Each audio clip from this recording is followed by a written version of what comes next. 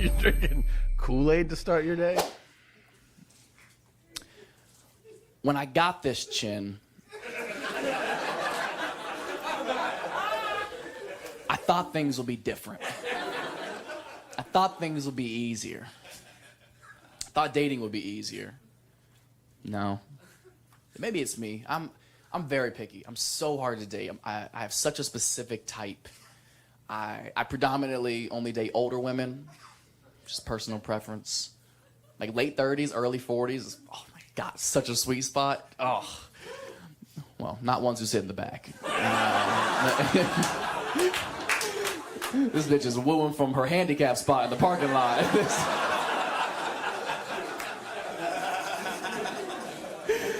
I also don't know if you match the criteria. It's gotta be late 30s, early 40s, man. Because women are kind of like Captain Crunch, right? Like, they're the best right before they're gross. Fuck y'all, that's a solid cereal joke, okay? Because if you fuck with Captain Crunch,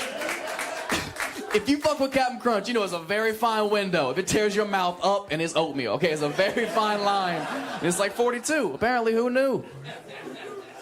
Some of y'all not laughing because you're sitting there with some grits. And that's fine. That's...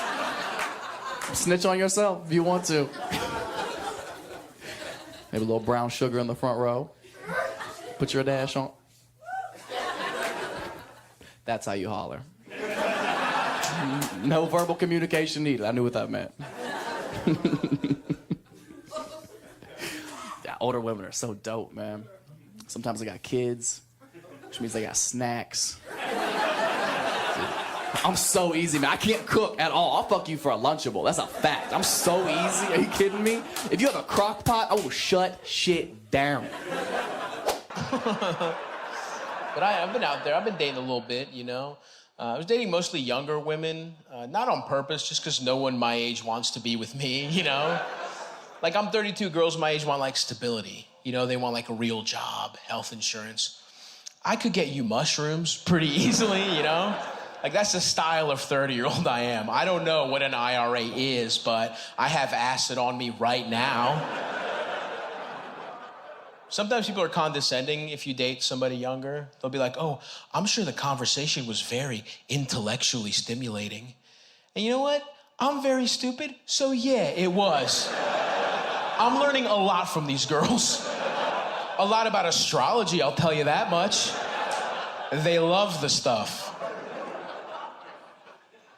Everyone's pretty freaky now, too, I realize. Everyone, I feel like, has to bust in a strange way, you know? Like, a girl I was with recently wanted to be tied up and then also pretend she was sleeping.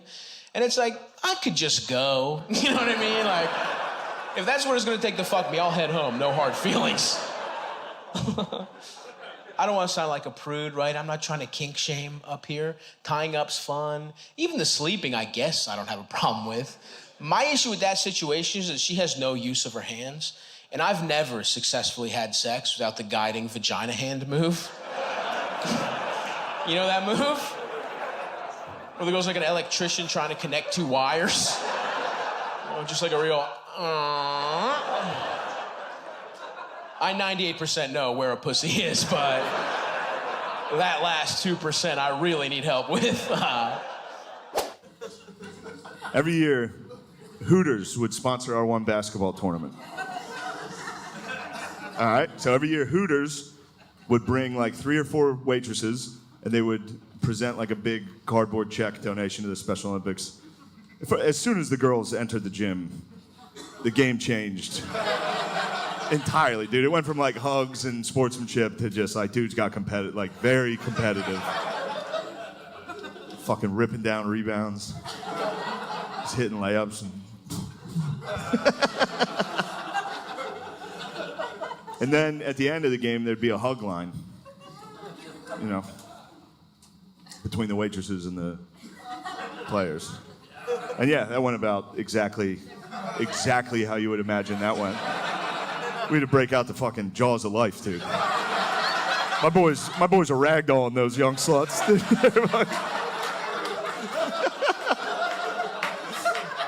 And I'm not knocking the players. They were totally in the right. The girls were hot. The waitresses Like every year, I would sneak into the hug line myself. I'll tell you something about my daughter, man. You learned really early on with her, she is a ride or die person. If you are on her team, she is on your team forever. Here's when I knew there was no snitch in her. When I met my wife, I was a single and I was raising 3 kids, right? And in my deal, she and I had both decided, we were like, look, it's not important for her to meet the kids until we know we're gonna get married. Because neither one of us thought it was good for her to start a relationship with them until we knew it was a forever relationship for us, right? So she used to come over after the kids went to sleep, and then she would go home. So one night, it's late, and she says to me, I can't really drive home tonight, I'm too tired. And I was like, well, babe, the first time the kids meet you can't be tomorrow morning in my bed. That is not okay. She said, I know, but I don't know what to do. And I said, well, do you want me to get your car, and then I'll get your car back here tomorrow, and you can drive your car home? And she said, I'm just so tired. She said, do you mind if I just sleep in your closet? And I was like, so let me just see if I got this right. You're coming over, and we're at dinner, we're gonna have sex, and then you're gonna sleep in the closet?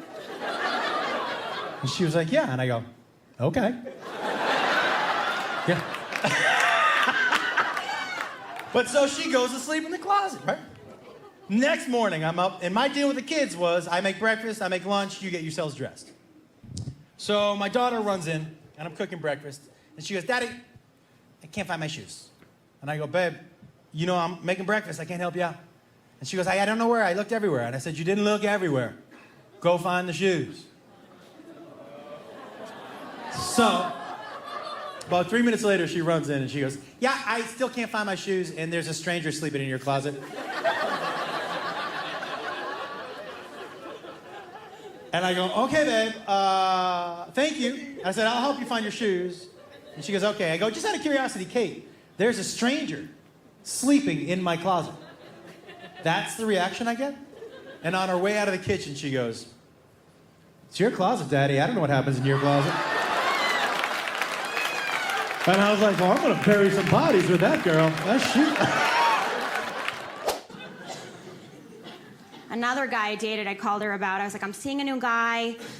He doesn't have a job right now. There is a slight chance he's a drug addict. Small possibility he's also homeless, because he's been staying with me for about 4 days. Doesn't look like he's making much progress and leaving anytime soon. And she just goes, but he likes you? I was like, Mom, what happened to know your worth, honey? She always said, know your worth. And she was like, that was when you were younger. You were worth a lot more back then. Dating is weird now. Dating is not simple. Everybody's talking. Nobody's talking. I take that back. Everybody's texting. I like texting a little bit, but it's a little overboard. Anybody with me? Everybody's texting. Nobody knows how to talk anymore. I think texting is great, but it's a little overboard. Anybody with me on that one? Yes. I'm glad you guys are here. A little eye contact, a little connection, right? A little, oh, I like that. Because everybody's texting, and then I'm thinking, like, how do you communicate when you get married, you know, and you're trying to romance each other? You have to text, ooh, you are so H-O-T. That feels so G-O-O-D, you know. OMG, OG, oh. 10% of you. Okay. Nobody else gets it. All right. Okay. See, now I'm married. I've been married over 20 years, so if I were to text my man, thank you. I love being married, but things change, right? I've been married 20 years, so if I were to text my man while we were being intimate, it'd be more like D-O-N-T. S-T-O-P, you know. H-U-R-R-Y. I've got laundry. I got laundry to do. Come on. Let's wrap it up. But I want to meet a soulmate. Yay. I believe in the philosophy that for every person, there's another person they're meant to be with. Do you believe in that? I do. I feel like I'm always just missing my special person. I'll be in a bank, she's in a deli. I'll go to a strip club, she's not working that night. You see what I'm saying? Your friends are always like, oh, Dave, you just have to keep looking for your person. Why do I have to do all the looking? Does my person have a head wound and is just wandering around out there? Dave! Dave! Did she fall down a well? Dave! Dave! I don't know. I gotta get my act together, man. I'm really at a critical point in my life, you know? I am. I'm serious. I'm a fucking psycho, man. I've realized this about myself. Like, you know, I'm not married, you know? And I'm really getting to that critical age where, you know, pretty soon I'm just, you know, I gotta pick a street. Either I'm gonna get married, you know, or I'm just gonna be in that creepy old guy hanging out in a bar, you know, red chest hair hanging out.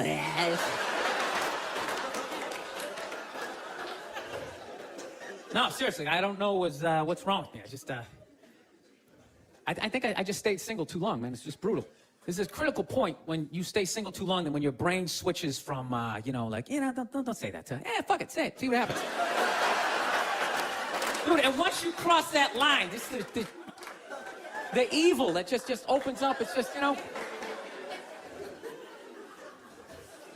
I don't know, you know what? I just find women that just like, I think they're great. I don't want this to come off like, I don't want to come off here like I'm some woman hater, because, you know, I know I'm a psycho, but it's just like, I don't know, I just find them to be like relentless.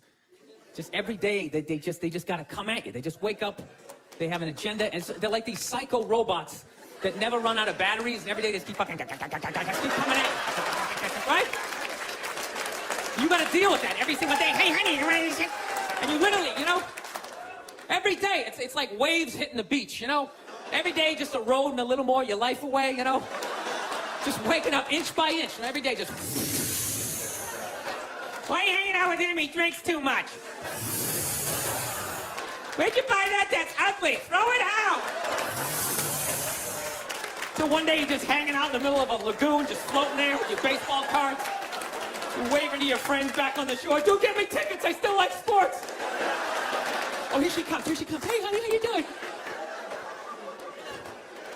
No, I'm trying to learn how to pick my battles with my girl, you know? That's what I am, you know? I used to argue all the time. I'm just trying to pick the battles. Some days, they come at you. You just gotta let them go. You just let them go and follow them to whatever dumb shit they want to do. Like, hey, we're gonna picnic. We're having a picnic. You bring the good bank in your fucking... Then other days, you just gotta get your hand up. You just gotta just create this perimeter or something for them to bounce off like... You just send that psycho energy in another direction. Buy yourself a couple of hours for freedom before they bounce off something else. They start coming in. Go see my parents. No, they're relentless. They never stop. And there's no reason for them to stop. You know why? Because you can't hit them. That's what it is. Think about that. There's no physical ramifications for being an asshole when you're a woman. Do you know how much of a dick I would be if it was socially unacceptable to kick the shit out of me? Dude, I would be trashing everybody I saw. See some big muscle-bound guy, I go to the fucking gym, slap his protein shake on his head, hey, go fuck yourself, right? But I can't do that, right? Every guy has a line, and if I cross the line, I get blasted in the face, totally acceptable, right? But with women, there's no line. They can just keep fucking, just keep coming at you. Dude, they can do stuff worthy of like a suplex, and they'll just stand right next to it. They don't even have the decency to run away. They'll like light your clothes on fire. They're like, ta-da, I did that shit. Oh yeah. And I was so proud of my work, I stuck around to see your reaction. I invited a couple of friends to heckle you as you try to stomp it out with your bare feet. Oh yeah, they'll like key your car, sign their name. Susan did this shit. And you're sitting like, now, can I at least put her in a headlock, give her a couple of... Are we really gonna act like that's not one of the primary engines of the American economy right now? OnlyFans. Ladies, if you are not on OnlyFans, what are you doing? You're leaving a lot of money on the table. This is a great supplemental income waiting for you. Your integrity's intact. You don't even have to put your face on there. Find what your area is, whatever your strong thing is. It doesn't even have to be a good thing. It could be a defect. Doesn't matter. You will find at least 200 to 500 guys on this planet that'll give you $5 a month to see it. I don't care if it's short haircut and neck fat. Put it out there. You got a club foot? Put a stocking over that club foot. Slap it right down on that webcam. Miss Little Peggy went to America. You got at least a couple hundred guys sitting there. The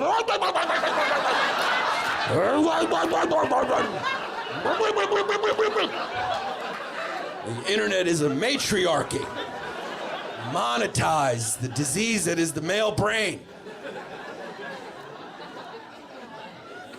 When the family and kids go to sleep, that's when the laptop needs to pop up. Put that pink wig on and just fucking live your dreams, ladies. Your kid comes down, Mommy, I can't sleep. Go, Mommy's working, go to sleep. Dun-dun, dun-dun.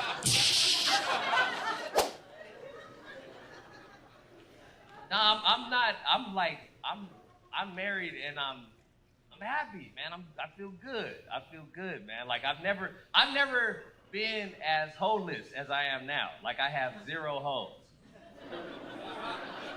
First time in my life, I have no hoes. And I'm like, I have no idea even where the hoes are at. And that's a guy's job. That's all. For 38 years, I was like, where the hoes at? Where they at? Where the hoes? You know any hoes? You got any hoes over there? We would call each other like, his hoes is over there, his hoes at? Where the hoes at? I don't know where if you put a gun to my head, you're like, nigga, where the hoes at? I'm like, TikTok, I don't know. The mall, please. I don't have any hoes, and I've never been more at peace. Like, I'm so productive, it's crazy.